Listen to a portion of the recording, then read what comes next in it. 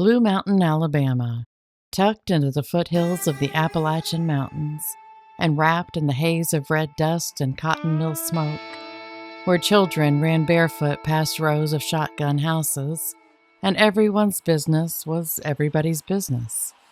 It was here in a weathered little house at the edge of those blue-tinged hills that Nanny Hazel came into the world.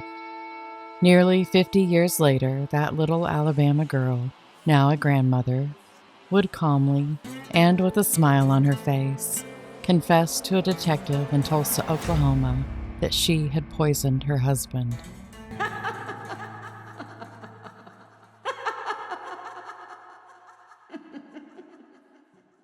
This video contains descriptions of disturbing scenarios that some viewers may find distressing. Viewer discretion is advised. Welcome to, or welcome back to, the Agatha May Detective Agency.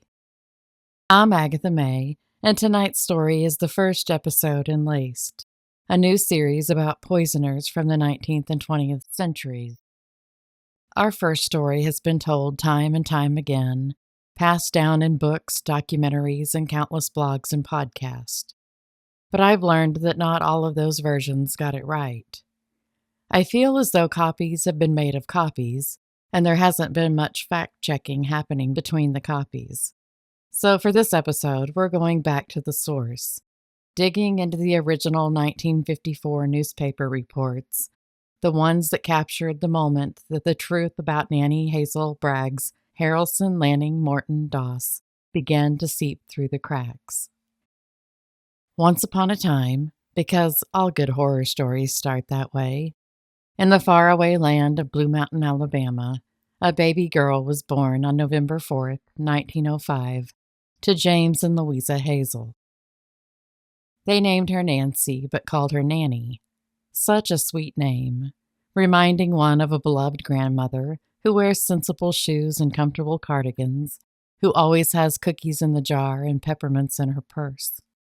Her poor parents didn't have an inkling that their little girl with a sweet name would go on to earn nicknames that weren't so sweet. The Jolly Black Widow, the Lonely Hearts Killer, the Giggling Granny, the Self-Made Widow, and that she would be charged in one of their deaths. Nanny's childhood in Blue Mountain wasn't an easy one. A walk through her hometown in the early 1900s would find you navigating narrow dirt lanes that curled between tired houses, their tin roofs rusting under heavy rains and blistering summers. The sweet scent of magnolias sometimes masked the sharpness of the sweat and smoke that seemed to linger in the air. The textile mill's low groan was a constant presence, vibrating through the bones of the town, a mechanical heartbeat that never let anyone forget where they belonged.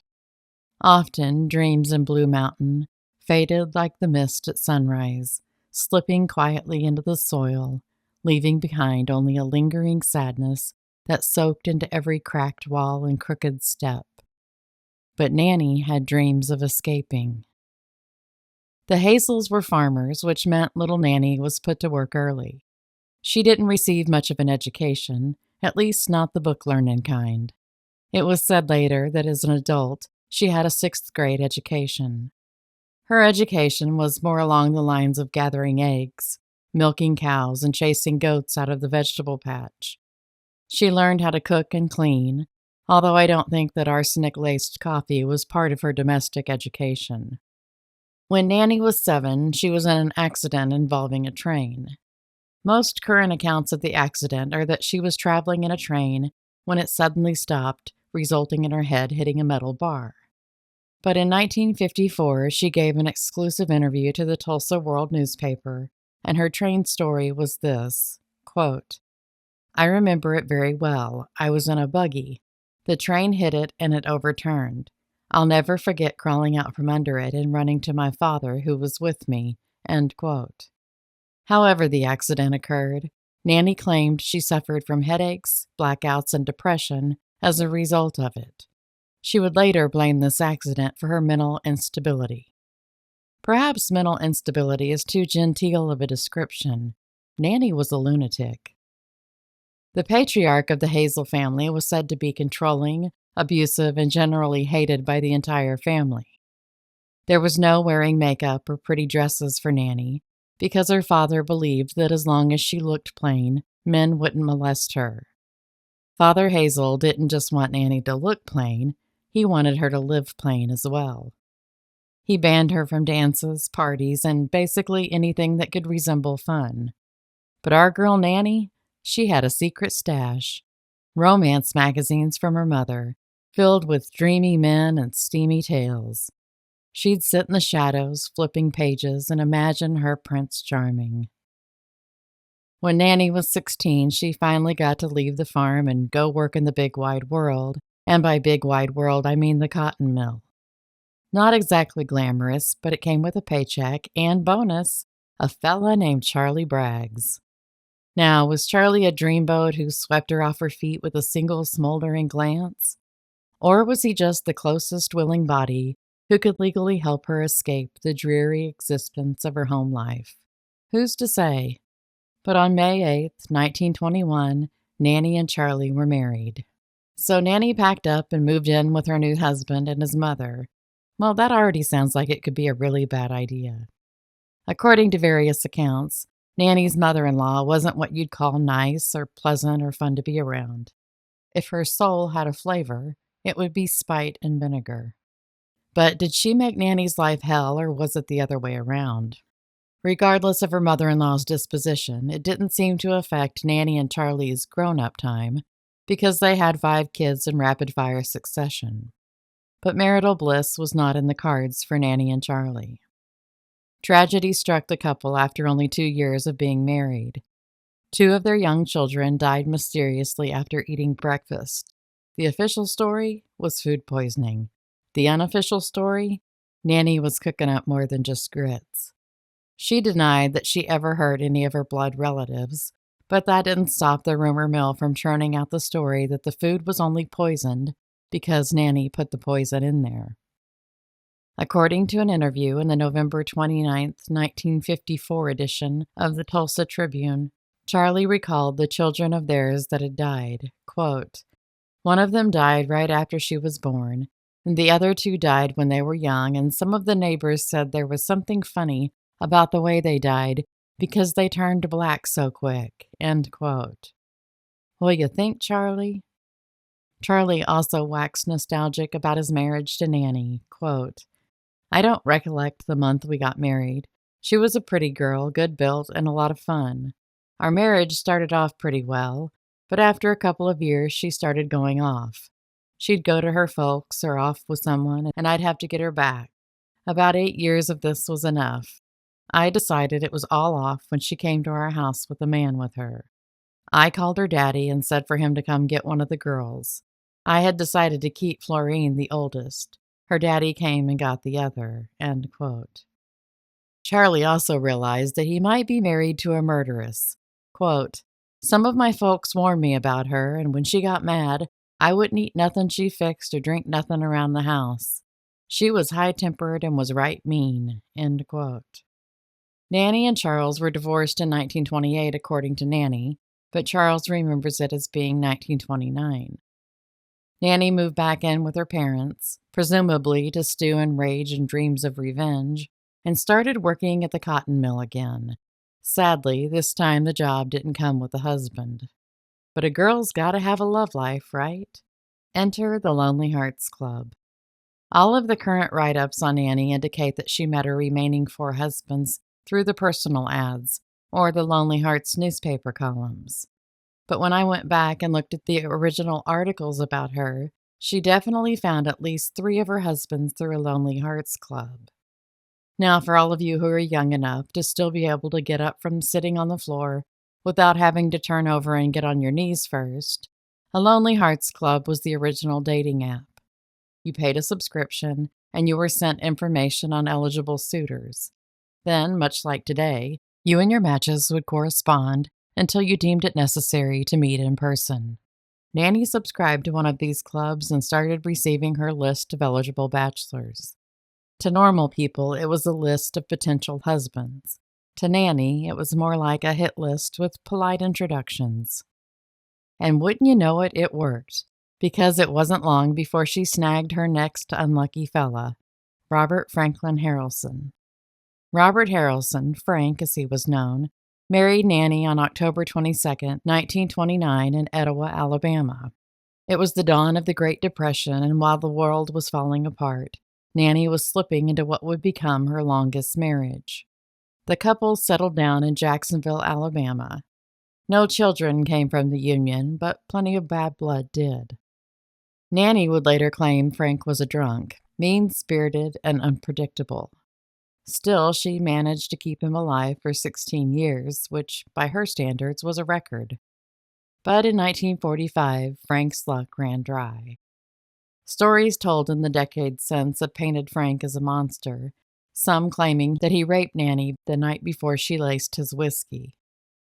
And while Nannie did say that Frank physically beat her, her version of the night before she poisoned him was different. She said the night before he'd been out drinking with his buddies celebrating the end of World War II. And as usual, someone called her to come fetch him because he was too drunk to make it home on his own. So she went and retrieved Frank, and when they got home, he tried to talk her into going to bed with him, and she refused. According to Nannie, Frank slurred something he'd probably said many times before. "If you don't come to bed with me now, I ain't going to be here next week." Nannie thought to herself, well, I'll teach him, and ever the woman of her word, she sure did teach him. She knew exactly where Frank kept his jar of whiskey, hidden in the flour bin in the pantry. The next day, she found the jar, opened it, and poured in a generous helping of rat poison. And why rat poison? Because back then, rat poison had arsenic in it, and arsenic is tasteless, odorless, and absolutely lethal. When Nannie was finally arrested, Ernest Harrelson, Frank's brother, spoke with detectives in Tulsa and gave them something to think about. He told them about a walk he and Frank had taken just a couple of months before Frank's sudden death. They were headed down a quiet country road toward a cemetery where a tiny headstone marked the resting place of Nannie's 2-year-old grandson, Robert. As they walked, Frank paused, looked ahead, and said to Ernest, "That child was poisoned, and I'll be next." Turns out Frank had a feeling, and he wasn't wrong. While Nannie was busy collecting Frank from taverns and front porches, her daughter Melvina was busy making Nannie a grandmother twice over. In February of 1945, Melvina gave birth to a baby girl. It was a hard labor, long and painful, and Melvina was dosed heavily with ether to help her cope. Maybe too heavily. There were whispers even then that perhaps Nannie was medicating her as well. Melvina said she remembered waking or dreaming, in a daze, her vision hazy, her body exhausted. And in that half-lucid state, she thought she saw Nannie at the foot of the bed, smiling, calm, holding the newborn, and then came the pin. Melvina swore she saw her mother push a stick pin into the baby's head. Melvina tried to shake it off as a nightmare, the kind born from pain and morphine. But when she mentioned it later to her husband and sister, they said they had seen Nannie fastening a pin to her dress when they walked into the room. Whether it was just too much for them to consider, the trio finally decided that it must have just been a bad nightmare, and Nannie fastening the pin to her dress was simply a coincidence. The newborn girl was dead, and no cause of death was given publicly. As for little Robert, the boy buried in that quiet Alabama cemetery, he died not long after. Frank had said he was poisoned, and he was right. After Nannie's arrest, authorities exhumed Robert's tiny body, and the results came back and were positive for what had become Nannie's trademark poison, arsenic. A few weeks after his death, Nannie went and picked up the check for the life insurance policy she had taken out on her 2-year-old grandson. Never one to stay unmarried for long, by 1947, Nannie was living in Lexington, North Carolina with husband number 3, Arley Jackson Lanning. Arley worked in a chair factory while Nannie kept house and probably spent more than a few minutes a day with her True Love magazines. In 1950, Nannie made a trip to Gadsden, Alabama to visit her sister, Dovey. Devi was bedridden, and Nanny arrived with smiles and presumably warm intentions. She said she came to help nurse her sister back to health, maybe bring a little comfort to Devi. But Devi didn't get better. She died, and she was another body that was exhumed and had the same results that little Robert had: arsenic poisoning. Back in Lexington, Nanny and Arley's marriage wasn't a happy one. Depending on who you ask, Arley was a hard-drinking womanizer, or maybe it was Nanny who did most of the running around. What they agreed on, however, was that the marriage wasn't happy. The tipping point, according to Nanny, was when Arley had a wild party while she was away from home and, quote, "the law came out there and took the men and women out of bed," end quote. She gave Arley another 6 months to shape up or ship out, and according to Nanny, Arley wouldn't stop his womanizing. So on February 13th, 1952, she decided to ship him out in the manner she had her previous husband, with a quiet dose of poison. But it took Arley 3 agonizing days to die. His official cause of death was listed as cardiac arrest as a result of a coronary occlusion. Well, yeah, there was rat poison clogging up his heart. As the years passed, Nanny seemed to grow less patient with solitude. Her tolerance for single life, never exactly robust, had worn paper thin. Though she would later try to distance herself from the details, husband number 4 came to her the same way the others had, through the letters of a Lonely Hearts Club. This time it was the Diamond Circle. On June 30th, 1952, she paid $5, an investment in romance or something close to it. In return, she'd receive a fresh list of eligible bachelors every month for a year. Somewhere in the shuffle of names and addresses was Richard L. Morton of Emporia, Kansas. They exchanged letters and maybe phone calls. However it started, it ended in wedding vows being exchanged between the two on January 12, 1953. On January 21st, 1953, Frank Finley, the man who owned the Diamond Circle dating service, received a sweet little letter from Richard that read, quote, "Will you please take our names off your list? R.L. Morton, Sr., Emporia, Kansas, and Mrs. Nannie Lanning, Jacksonville, Alabama, for we have met and are very happily married. She is a sweet and wonderful woman. I would not have met her had it not been for your club." End quote. Well, way to go, Frank. Just weeks before Richard mailed that sweet little letter to the matchmaking club, Nanny's mother had died, and guess who was visiting at the time? Yes, Nanny was playing nursemaid again, and slipped Mama a little arsenic in her breakfast. I don't know that it was necessarily breakfast. It could have been stirred into a cup of tea. Mama's was the 3rd body to be exhumed that tested positive for arsenic poisoning. By May 19th of that same year, Richard L. Morton Sr. was dead. Another victim of Nanny's heavy hand with the poison, this time in a cup of coffee. As for the why, Nanny claimed jealousy. She said she lost her head when she discovered that Richard had been stepping out on her, buying rings for another woman. A daughter of Morton's told Nanny the rings were probably meant for Virginia, Richard's first wife's sister. Rumors had swirled about Richard and Virginia before, and Nanny wasn't one to let suspicions settle. But not everyone was convinced.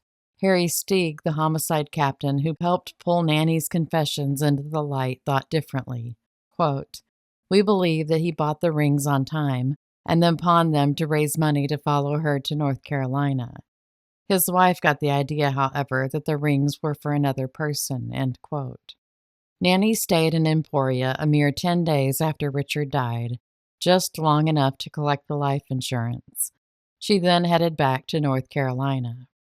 Before long, Nanny was back looking for love via that same Lonely Hearts Club that brought her Richard. She stumbled across Samuel Luther Doss and took a shine to him. Sam had tragically lost his wife and all 6 of his children when a tornado tore through their home in Berryville, Arkansas in 1945.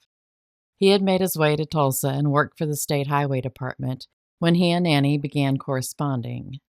After 8 months of letter writing, Sam sent money to Nanny so she could leave North Carolina and join him in Tulsa. They were married on July 13th, 1954. I would love to see what Nanny wrote in the letters she was sending these men to get them to want to marry her so quickly. Nanny had left one thing out of her letters to Sam, though, and that was that she had been married to Richard Morton and that he had died just about 6 months before she started writing to him. Sam was a man who believed in order, good sense, and evening devotionals. He didn't allow Nanny to have a television or a radio. He didn't like the romance stories or soap operas that she was so fond of. He was a far cry from the boozy flings and womanizers that Nanny had married before. But Sam had a fatal flaw, fatal in Nanny's rule book. He got on her nerves, and that was all it took for her to dose him to the gills with arsenic. She told Detective Steig that she had dumped the poison in a pan of prunes she was stewing. Quote, I poured, I don't know how much, in a kettle of prunes I was stewing for him. I just took off the cap and poured. He just loves sweets like prunes. He would eat a whole box at a sitting. End quote. Okay, I need to know how Sam hadn't pooped himself to death before this. Sam managed to survive the first round of poisoning but had to spend 23 days in the hospital recovering. After that, Nanny brought him home, tucked him in, and this time she gave him enough arsenic to finish the job. Sam died on October 10th, 1954, but unlike the others, his death wasn't swept under the rug. And just like that, the curtain began to fall. The attending physician, Dr. F.W. Hines, had seen plenty of death in his career as a doctor, but there was something about Samuel Doss that didn't sit right. Maybe it was how sudden it all was, or how fast Sam had gone downhill after his hospital stay. Or maybe it was the look on Nanny's face, that sly little smile she wore like a slightly off-kilter Sunday hat. So he made a decision to order an autopsy. When the report came back, it showed Sam had enough arsenic in his system to kill 18 men. This time, there would be no quiet burial, no sigh of sympathy for the grieving widow. The police began investigating Nanny, quietly though, because they didn't want her to hightail it out of town. Nanny had begun work as a live-in housekeeper on November 1st, just a few weeks after Sam's death, for a Mr. and Mrs. Boyd Kinder, who had 3 children, aged 10, 6, and 4. The police went to the Kinders and asked for their help. They needed Nanny to stay in Tulsa, so they had time to build a case. The Kinders agreed, so Nanny stayed with them for 3 weeks. During that time, Mrs. Kinder, who worked outside the home, said that she would call home 3 or 4 times a day to check on her children. Quote, I was pretty sure in my own mind that Nanny wouldn't harm the youngsters, but there was still the doubt. End quote. The Kinders described Nanny as a gentle, kind woman, with Mrs. Kinder adding, quote, she is the best worker we ever had. She did everything, cleaned the house, washed clothes, cooked, and looked after the children. End quote. The Kinders said they weren't worried about Nanny cooking for them since she ate whatever they did. And the 3 children in Nanny's charge fell in love with her in the short time that they had spent with her. The 4-year-old was especially fond of her. When the police showed up at the door for Nanny, she asked the Kinders to not tell the children the men were police officers. Instead, she asked that they tell them they were insurance agents and that she had to make a trip to town with them. The next day, Nanny's arrest had made the front page of the newspaper, and the 4-year-old child who was so fond of Nanny saw her photo and cried, "There's Nanny," and bent over and kissed the photo. I'm not sure I would have been as magnanimous as the Kinders were. Given the police only suspected Nanny of offing one husband at the time, still, there's nothing like inviting a poisoner to stay with you and cook your meals. Maybe the Kinders just liked living on the edge. When the police started interrogating Nanny, she didn't budge, at least not for 8 hours. I'll bet there was a time or two during that Nanny wished she had a jug of rat poison so she could doctor up the detectives' coffee for them. But lacking the poison, she tried killing them with stubbornness. And when that didn't work, she gave in and admitted to killing Sam with poison. Once she confessed, she said her conscience was clear. But Nanny's arrest had hit the newswire, and newspapers across the country were publishing the story of her arrest. And then people began to talk. People who knew Nanny from Alabama and North Carolina and Kansas. They knew who she'd been married to, and some of them had always been suspicious of her husband's untimely demises. When she had married Sam Doss, she didn't even use her previous married name. Maybe she was still trying to hide it from Sam, or maybe the marriage was so short-lived she didn't even remember it happening. Once Nanny had confessed about killing Sam, she confessed to another husband and said her conscience was clear. And then another and another, each time declaring her conscience cleared. 4 husbands in all, 4 deaths by arsenic. The detectives that interviewed Nanny, and I think more than a few people who met her, found her disarming. Between her charm and that off-kilter smile, she left them wondering how someone so seemingly pleasant and likable was also so deadly. During her interrogation, she even apologized to the detectives, quote, "I'm real sorry you boys have to stay up so late to bother with me. I know you must be tired," end quote. So why did Nanny kill? Yes, she gave her silly reasons to the detectives, but I don't think those were the actual reasons. She didn't kill over jealousy or womanizing, or someone twanging her last nerve. I don't think it was about money either. I think that was just a plus. Yes, there were life insurance payments, but they were barely large enough to cover the cost of the funeral. I think Nanny killed because she enjoyed it. Whether it was in defiance stemming from a childhood of stringent rules, or perhaps that train accident really did do her head in. But whatever it was, Nanny killed with seemingly no remorse. If she hadn't been arrested, I don't think she would have stopped either. A short time before Nanny poisoned Sam, she was already back in the swing of things with the Lonely Hearts Club, and she had her sights on dairy farmer John Keel of Greensboro, North Carolina, as her potential next husband and victim.